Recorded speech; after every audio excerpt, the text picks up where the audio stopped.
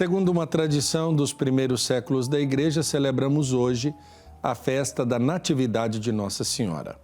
Essa festa acontece após 9 meses da celebração da Imaculada Conceição, ou seja, Maria, concebida sem a mancha do pecado original, foi desde a sua concepção agraciada por Deus e no momento oportuno foi escolhida para gerar o Salvador. Para falar sobre essa festa, nós estamos conectados agora com o irmão André Luiz Silva Oliveira, que também é mariólogo. Seja bem-vindo, irmão André, é uma alegria recebê-lo aqui. Alegria toda minha, Padre Wellington, alegria estar no Almanaque Católico.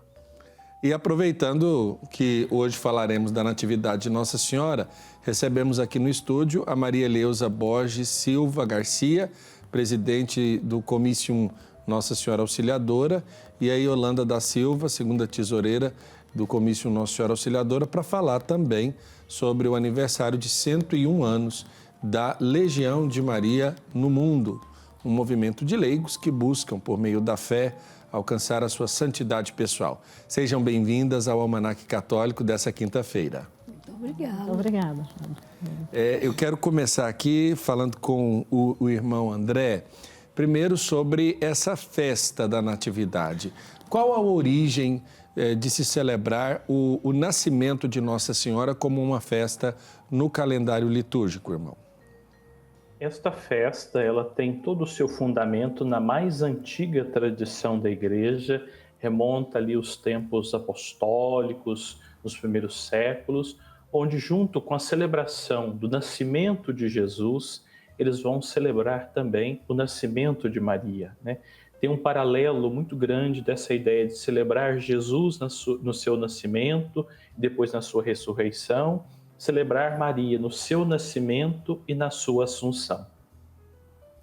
Perfeito. E qual o significado dessa festa para a celebração da liturgia? Sim, esta festa mariana ela vai adentrar na liturgia da Igreja, reafirmando a importância da pessoa e do papel de Maria para a Igreja. Nós vemos, por exemplo, que ela é celebrada 9 meses após o 8 de dezembro. Quer dizer, o entendimento da concepção de Maria sem a mancha do pecado original. Então, nós celebramos Maria no seu nascimento para dizer que a beleza daquela escolhida por Deus também faz parte da história humana e faz parte de cada um de nós. Tá aí. E eu acho isso interessantíssimo, porque se a gente for observar tantos fundadores, tantas pessoas que se basearam no jeito, na pessoa, na espiritualidade mariana, para buscarem também a sua santidade pessoal, a gente lembra aqui de um personagem importante para os dias pós-Vaticano II, que foi o Frank Duff, né, o fundador da Legião de Maria. Eu queria que vocês pudessem falar para a gente, né, primeiro, o que é a Legião de Maria? A Legião de Maria, ela é um apostolado de leigos que nasceu dos vicentinos, uma necessidade que Frank Duff teve de ter as pessoas para poder fazer oração, porque ele achou que faltava, só o alimento não era o suficiente, então ele precisava de algo mais, que seria a oração. E ele convidou as esposas de alguns vicentinos para poder fazer aquele momento de oração. E no dia 7 de setembro, um dia antes da festa de Natividade de Nossa Senhora, eles reuniram, fizeram um altar, que é o altar simples da Legião de Maria, com Nossa Senhora das Graças, e ali eles começaram a fazer essa oração. E a partir desse momento, nasceu a Legião de Maria. Ele não tinha dimensão do que seria. Eu tenho certeza que ele não tinha dimensão naquele momento do que seria a Legião de Maria. E quem foi o Frank Duff, para a gente poder contextualizar para quem está em casa, se lembrar? Eu me lembro que quando morei na Irlanda e celebrava nos domingos no setor 7 de Dublin, perto da igreja Nossa Senhora dos Anjos, nós passávamos de ônibus todos os dias na frente da casa onde tinha a plaquinha, né? Aqui nasceu Frank Duff, o fundador da Legião de Maria. Quem foi Frank Duff? Frank Duff, ele era um soldado, né? Ele era um soldado que trabalhava, que ele servia no exército, mas ele também servia na igreja. Não só no exército, mas ele ia para a igreja e lá ele servia como o vicentino, de levar alimentos para as pessoas, de socorrer as pessoas na igreja. E esse era o Frank Duff, aquele homem leigo, soldado, mas que estava ali junto da igreja para poder acolher os fiéis, para poder ficar ali, fazer oração, momento de oração. Ele estava ali participando da comunidade. Então, um homem de Deus, um homem de Deus, realmente um homem de Deus. E ele fazia-se um trabalho de formiguinhas, né? Muito tranquilo, com muitas orações, e ia convidando as pessoas a juntarem aqueles grupos. E esse movimento, por que existem esses nomes em latim que lembram senatos, entre outros nomes que a Legião de Maria ainda utiliza para a reunião desses grupos? A nomenclatura da Legião de Maria, a maior parte é utilizada do latim, né? Eles utilizam o latim, senatus, comitium, curie. Então, são nomenclaturas ainda utilizadas no latim e é um apostolado de leigos e que tem uma hierarquia, tem aquela obediência. Então, a Legião de Maria ela não pode sair, porque senão ela vai se tornar um outro movimento qualquer e ela não pode modificar, ela tem que lutar para poder seguir, né, para ela poder manter firme a Legião de Maria ali, não mudar muita coisa, porque se muda uma coisa aqui hoje, muda outra amanhã, de repente está lá todo modificado, não está aquele grupo assim de obediência, de oração. Interessante. E, irmão, quando nós observamos a festa da Natividade de Nossa Senhora, eu queria fazer uma pergunta que chegou aqui para nós, né? Por que os evangelhos não apresentam dados do nascimento de Maria?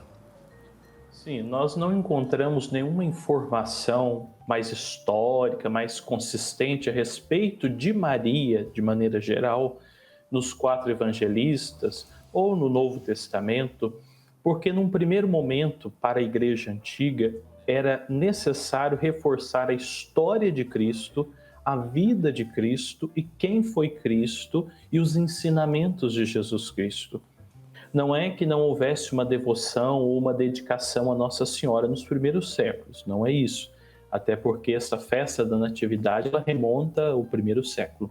Então, assim, eles anotaram, tomaram nota, elementos relevantes à pessoa de Jesus, num primeiro momento. Então, por isso nós não encontramos nos chamados evangelhos canônicos ou livros canônicos alguma referência à Natividade de Nossa Senhora. Ao contrário, que nós vamos encontrar em diversos dos apócrifos alguma informação a respeito. É muito interessante observar também que os evangelhos apócrifos, eles sim vão dar esses elementos? Sim, serão os evangelhos apócrifos que darão nomes, lugares, informações complementares. Eles não são canônicos, mas são textos históricos. Eles têm um valor e uma relevância para a Mariologia, para a Igreja, tanto é que eles fundamentam esta festa, né? E quer dizer, então é aceito pelo magistério, é aceito pela Igreja, né, essas informações históricas, dados, por exemplo, como que Maria era filha do sacerdote Joaquim e filha de Ana. São informações complementares que nós encontramos nos apócrifos. E é interessante a gente observar que, ao beber da espiritualidade mariana, ao chamar a atenção para a devoção de Maria, a Legião de Maria, ela procura viver uma espiritualidade. E aí eu pergunto para Maria Eleusa, para Yolanda, sobre qual é a espiritualidade que a Legião de Maria leva aos seus participantes, aos seus membros. Servir. É você ir visitar um irmão na casa, que às vezes tem irmãos que eles estão ali, eles não vão mais na igreja, não tem condições de ir, não tem pessoas para levá-los. E a gente pensa que isso não acontece, e acontece bem pertinho de nós. Então, quando a Legião de Maria vai lá, vai lá na casa da pessoa, vai visitar, vai fazer oração, ela está ali levando Jesus para aquela pessoa que não tem mais condições de sair de casa. E existe muitas pessoas assim, dessa forma, que não tem condições de sair de casa, e você tem que levar aquela espiritualidade, você tem que ir lá falar de Jesus, levar Jesus assim como Maria fez. Quando ela soube que estava grávida, ela saiu para levar Jesus até a sua prima Isabel. E assim é o nosso trabalho legionário, de ir, fazer visita, de ter uma conversa com as pessoas, alimentar ele da palavra de Deus. E nós precisamos preparar para isso. Tem muitas pessoas já idosas que não dá para ir na igreja, então pede para a gente levar a Eucaristia. E quando a gente chega assim com a Eucaristia, vê aquele olho brilha de alegria. Então aquilo para a gente é muito... Então a Legião de Maria também é essa presença, né? Sim. No dia a dia das nossas comunidades. Muitos querem assim, não tem como conversar... Quando a gente chega, não quer nem que a gente saia, né? Quer que dê atenção para eles. E aí vocês aproveitam, então, para cumprir a missão da Legião, né? Sim, sim. Vocês também têm um modo especial de fazer as orações. Eu queria que vocês comentassem um pouco sobre esse momento das orações nos encontros da Legião. Qual que é a diferença? Por que se chama tanto atenção para isso? As orações chamam a atenção por um lado, porque nós temos 1h30 de reunião. Então, dentro dessa 1h30, você tem que fazer as orações, você tem que rezar o terço. E o que a gente faz? As orações, o terço ali nas orações, você faz a oração dos 5 mistérios. Você faz a oração dos 5 mistérios. Mas você não faz a contemplação, você não faz todo o terço completo, porque você tem um horário limitado, porque você tem que você tem que fazer o relatório da visita que você fez, você tem outras orações para fazer. Nós fazemos a oração do Magnífica, que nós chamamos de Catena Legiones, e isso aí é uma oração que o legionário tem que fazer todos os dias. Sim. Todos os dias você tem que fazê-la. Então, assim, são várias orações que tem ali dentro da tésera, né? A gente chama de tésera. Então, tem a oração inicial, aí vem a reza do terço, e depois vem a catena, e assim por diante. Então, nós temos várias orações ali, e você tem que fazer, sim, um pouco, reduzir um pouco, porque senão o tempo não dá, porque é 1h30. Perfeito. Irmão André, quando a gente chama atenção para as pessoas sobre a verdadeira devoção à Nossa Senhora, nós vemos muitos santos na história da igreja buscando fazer com que as pessoas reconheçam nessa devoção uma devoção autêntica. Como nós, cristãos, podemos vivenciar a nossa experiência de devoção à Nossa Senhora nos dias atuais? Alô? Acho que o irmão André não está me ouvindo. Alô, irmão André? Alô? Irmão André? Eu acho que eu estou ouvindo. Acho que o irmão André não me ouve. Então, eu queria que vocês pudessem falar um pouco sobre os outros encontros. Tem uma festa, né? A festa de Assis. Tem a festa de Assis, que é a consagração do legionário. Então, fala um pouco para a gente. A festa de Assis é obrigatório. Todo legionário tem por obrigação de fazer ela, porque é um momento em que você refaz o seu compromisso com Nossa Senhora. É aquele momento que você está ali, porque o compromisso do legionário é com o Espírito Santo e com Nossa Senhora. Ele tem esse compromisso. E a renovação dessa consagração é isso. Você vai renovar suas forças, porque aí você tem um ano todinho para você trabalhar na Legião. E essa festa de Assis, ela é em março, na véspera do dia 25 de março, ou a gente faz dia 25 ou após o dia 25 de março. Então, é assim, sempre nessa época que a gente faz essa festa de Assis, que é a consagração de todos os legionários, tanto membro ativo como membros auxiliares, porque nós temos essa divisão. Aquele que não pode participar como membro ativo, ele participa como membro auxiliar. E aí reúne todos, né? A gente convida os auxiliares, as outras pessoas.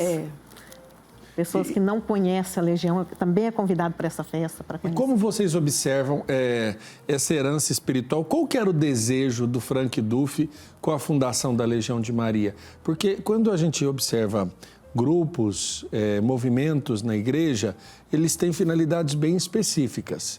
E a Legião de Maria, ela tem toda uma disciplina e tem toda uma realidade que é bem próxima das pessoas, não é mesmo? Sim. É bem próxima das pessoas. A realidade da Legião de Maria foi que, quando o Frank Duff teve essa ideia, foi na época em que em Dublin estava o caos total. Pessoas vivendo na rua, era caso de muita prostituição e ele queria tirar aquelas pessoas de lá. Portanto, em Dublin tem a casa que eles faziam acolhida daquelas mulheres. E durante um certo tempo viveu muitas mulheres nessa casa. Hoje não mais, mas naquele tempo sim. Então o que ele buscava era a santificação das pessoas. Era isso que ele queria, buscar as pessoas para a igreja e trazer ela em busca da sua santificação.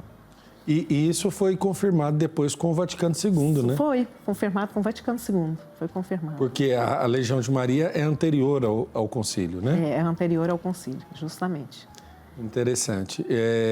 Eu queria que vocês lembrassem também, a Legião de Maria ela foi fundada por primeiro na Irlanda, né? Na Irlanda. Depois se espalhou pelo mundo. Depois se espalhou pelo mundo. Certo. Depois ela espalhou pelo mundo. No Brasil, a Legião chegou em 1950.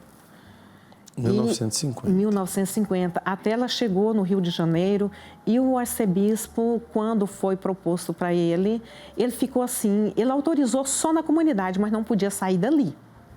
Com um ano de trabalho, fizeram o relatório de todo o trabalho da Legião de Maria. Aí ele ficou encantado, e aí ele liberou e a Legião começou assim, a trabalhar mais no Brasil.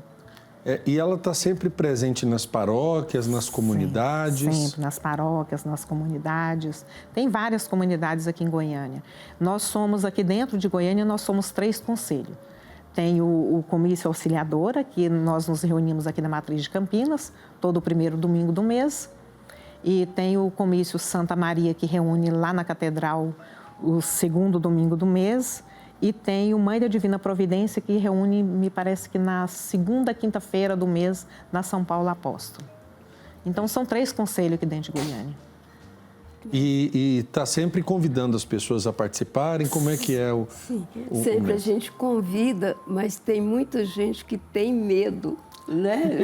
De um compromisso maior? De um compromisso maior. Sim, acha que vai ocupar muito tempo, porque tem a hora certa da gente chegar. E ocupa muito tempo? Não, a hora que a gente está ali, a gente já... Né? Flui, né? 2 horas. Chega aqueles dias, aqueles horários, a gente já tem assim né, aquele compromisso de ir.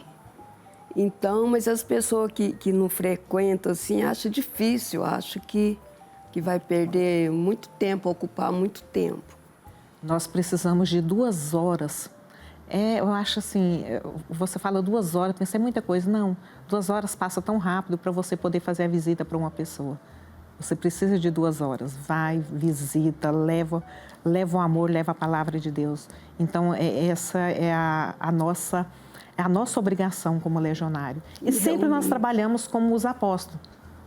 O serviço é designado por 2 pessoas. 2 pessoas vai lá e faz o trabalho. Interessante, né? Você falou, o trabalho ele é sempre a semelhança do trabalho dos apóstolos. Dos apóstolos. Por quê?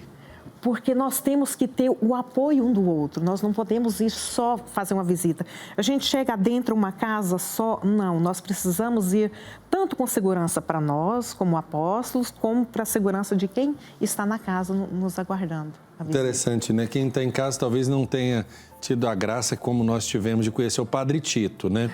Mas o Padre Tito, uma passagem quando ele teve numa missão no interior do estado, ele era missionário redentorista, ele dizia: eu sempre gosto de ir com o companheiro da missão, porque o Senhor enviou 2 a 2, como os apóstolos, para que eu ajude você e você me ajude no trabalho apostólico. É muito interessante. E isso é uma segurança para nós, esse trabalho, os dois juntos, porque às vezes, até o momento que você está caminhando para visitar, você troca ideia com a irmã, o irmão, a gente vai fazer isso, então é uma troca que a gente tem. É verdade. Tá aí, que interessante, né? Vocês têm contatos com a Legião de Maria em outras partes do país? Vocês trocam experiências? Como é feito esse intercâmbio também, esse diálogo? Existe alguma direção nacional que acompanha? Como é feito isso? Nós temos.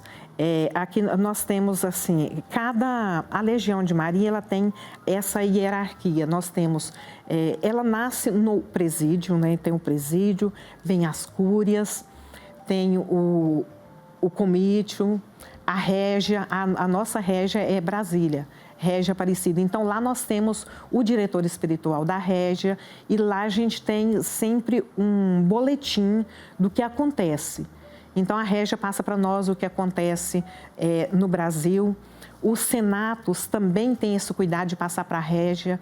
A CNBB cuida disso. Nós temos lá dentro da CNBB também os legionários que cuidam dessa comunicação no Brasil. Então, a gente sempre tem todos os acontecimentos da Legião de Maria vêm em forma de um boletim para nós. Então, desde já eu quero agradecer a vocês, né, pela oportunidade, pela partilha. Me senti cada vez mais próximo ainda, né, de tantos legionários e legionárias que nos precederam na fé e que continuam no trabalho, né, no dia a dia. Desde já, muito obrigado. Nós aqui agradecemos. E parabéns pelo trabalho, né? Eu acho que é muito importante reconhecer o trabalho de todas as legionárias e legionários que continuam atuando na busca dessa santidade pessoal a partir desse grupo tão importante que já previa esse sonho reforçado pelo Vaticano II, que é a busca pela santidade para todos, né? Sim. E nós aqui agradecemos, Padre, porque com a pandemia ficou bem difícil, sabe? A questão das reuniões, nós ficamos parados 2 anos, esse ano a gente retomou. Então, nós estamos numa busca novamente. E é bom ser legionário, é bom você servir, é bom você caminhar com Nossa Senhora.